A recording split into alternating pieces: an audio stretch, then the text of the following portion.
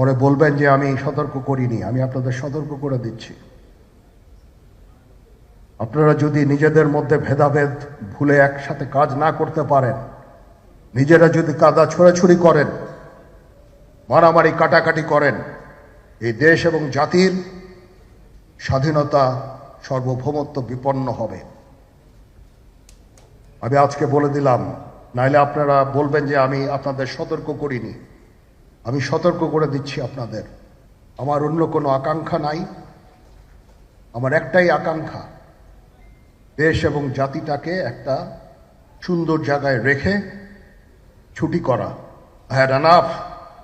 Was last 7-8 months I had enough. আমি চাই দেশ এবং জাতিকে একটা সুন্দর জায়গায় রেখে আমরা সেনানিবাসে ফেরত আসব। আরেকটা জরুরি বিষয় যেটা আমি ভাবলাম যে আপনাদের সাথে আমি শেয়ার করি। দেশের এই আইন শৃঙ্খলা পরিস্থিতি খারাপের পিছনে কিছু কারণ আছে। প্রথম কারণটা হচ্ছে যে আমরা নিজেরা হানাহানির মধ্যে ব্যস্ত, একজন আরেকজনের বিরুদ্ধে বিষোদ্গারে ব্যস্ত। এটা একটা চমৎকার সুযোগ অপরাধীদের জন্য। যেহেতু আমরা একটা অরাজক পরিস্থিতির মধ্যে বিরাজ করছি, তারা খুব ভালোভাবেই জানে যে এই সময়ে যদি এই সমস্ত অপরাধ করা যায় তাহলে এখান থেকে পরিত্রাণ পাওয়া সম্ভব। সেই কারণে এই অপরাধগুলো হচ্ছে। আমরা যদি সংগঠিত থাকি, একত্রিত থাকি, তাহলে অবশ্যই এটা সম্মিলিতভাবে মোকাবেলা করা সম্ভব হবে।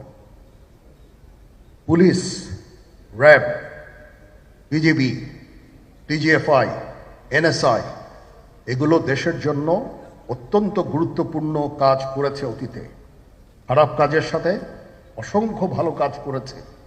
আজকে যে দেশের স্থিতিশীলতা, দেশটাকে যে এত বছর স্থিতিশীল রাখা হয়েছে, এটার কারণ হচ্ছে এই সশস্ত্র বাহিনীর বহু সেনা সদস্য, সিভিলিয়ান সবাই মিলে এই অর্গানাইজেশনগুলোকে, অসামরিক সামরিক সবাই মিলে এই অর্গানাইজেশনগুলোকে এফেক্টিভ রেখেছে। সেই জন্য আজকে সুন্দর, এতদিন ধরে আমরা একটা সুন্দর পরিবেশ পেয়েছি। এর মধ্যে যারা কাজ করেছে, যদি অপরাধ করে থাকে সেটার শাস্তি হবে, অবশ্যই শাস্তি হতে হবে, না হলে এই জিনিস আবার ঘটবে। আমরা সেটাকে বন্ধ করতে চাই চিরতরে, কিন্তু তার আগে মনে রাখতে হবে আমরা এমনভাবে কাজটা করব এই সমস্ত অর্গানাইজেশনগুলো যেন আন্ডারমাইন না হয়। আজকে পুলিশ সদস্য কাজ করছে না, এটা বিশাল বড় কারণ হচ্ছে অনেকের বিরুদ্ধে মামলা, অনেকে জেলে। RAB, BGB, DGFI, NSI panicked. বিভিন্ন দোষারোপ, খুন ইত্যাদি তদন্ত চলছে। অবশ্যই তদন্ত হবে, দোষীদের বিচারের আওতায় আনতে হবে। এমনভাবে কাজটা করতে হবে যেন এই অর্গানাইজেশনগুলো আন্ডারমাইন না হয়। এই অর্গানাইজেশনগুলোকে যদি আন্ডারমাইন করে আপনারা মনে করেন যে দেশের শান্তি শৃঙ্খলা বিরাজ করবে, সবাই শান্তিতে থাকবেন, এটা হবে না, সেটা সম্ভব না। আমি আপনাদের পরিষ্কার করে বলে দিচ্ছি, এই দেশের শান্তি শৃঙ্খলা রক্ষার দায়িত্ব খালি সেনাবাহিনীর না। 2 লক্ষ পুলিশ আছে, বিজিবি আছে, র্যাব আছে, আনসার বিডিপি আছে, আমার আছে হচ্ছে 30,000 সৈন্য। এদেরকে আমি এই যে একটা বিরাট ভয়েড, আমি এই 30,000 সৈন্য দিয়ে আমি কিভাবে এটা পূরণ করব? 30,000 থাকে, আবার 30,000 চলে যায় ক্যান্টনমেন্টে, আরো 30,000 আসে। এটা দিয়ে আমরা দিন রাত আমরা চেষ্টা করে যাচ্ছি।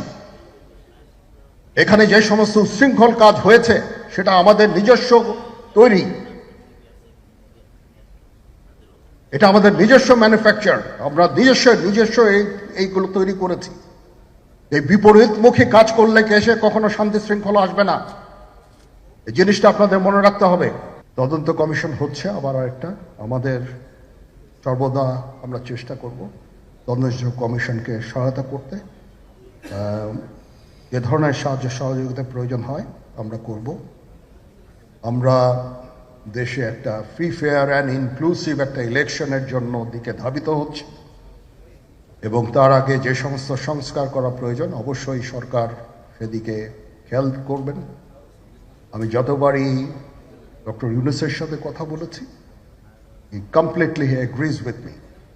There should be free, fair and inclusive election, and that election should be within December or close to that. যেটা আমি এর প্রথমেই বলেছিলাম যে 18 মাসের মধ্যে একটা ইলেকশন। আমার মনে হয় যে সরকার সেদিকেই ধাবিত হচ্ছে। ডক্টর ইউনূস যথাসাধ্য চেষ্টা করে যাচ্ছেন এই দেশটাকে ইউনাইটেড রাখতে, কাজ করে যাচ্ছেন উনি। ওনাকে আমাদের সাহায্য করতে হবে, উনি যেন সফল হতে পারেন সেদিকে আমরা সবাই চেষ্টা করব। আমরা একসাথে ইনশাল্লাহ কাজ করে যাব। আসেন আমরা নিজেদের মধ্যে মারামারি কাটাকাটি না করে আমরা ইউনাইট আওয়ারসেলস, দেশ জাতি যেন একসাথে থাকতে পারি সেদিকে আমাদের কাজ করতে হবে। আমাদের মধ্যে মতের বিরোধ থাকতে পারে, চিন্তা চেতনার বিরোধ থাকতে পারে, কিন্তু দিন শেষে যেন আমরা সবাই দেশ এবং জাতির দিকে খেয়াল করে আমরা যেন এক থাকতে পারি। তাহলে এই দেশটা উন্নত হবে, এই দেশটা সঠিক পথে পরিচালিত হবে। না হলে আমরা আরো সমস্যার মধ্যে পড়তে যাব। বিশ্বাস করেন, we don't want to head ওইদিকে আমরা যেতে চাই না। আমি আপনাদের সতর্ক করে দিচ্ছি। পরে বলবেন যে আমি সতর্ক করিনি, আমি আপনাদের সতর্ক করে দিচ্ছি। আপনারা যদি নিজেদের মধ্যে ভেদাভেদ ভুলে একসাথে কাজ না করতে পারেন, নিজেরা যদি কাদা ছোড়াছুড়ি করেন, মারামারি কাটাকাটি করেন, এই দেশ এবং জাতির স্বাধীনতা সার্বভৌমত্ব বিপন্ন হবে। আমি আজকে বলে দিলাম, নাইলে আপনারা বলবেন যে আমি আপনাদের সতর্ক করিনি। আমি সতর্ক করে দিচ্ছি আপনাদের।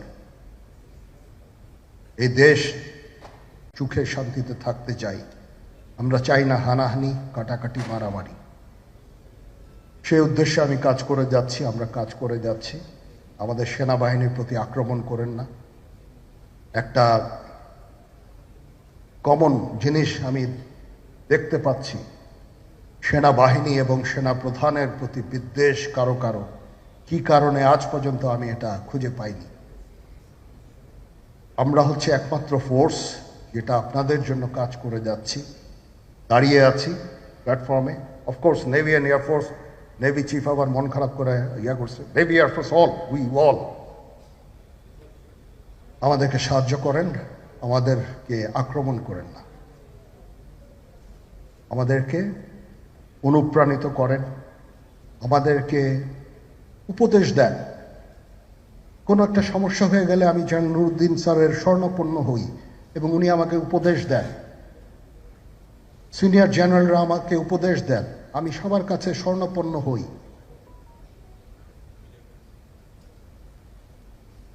আমাদের প্রতি আক্রমণ করেন না, উপদেশ দেন। আমরা অবশ্যই ভালো উপদেশ গ্রহণ করব। আমরা একসাথে থাকতে চাই এবং দেশ এবং জাতিকে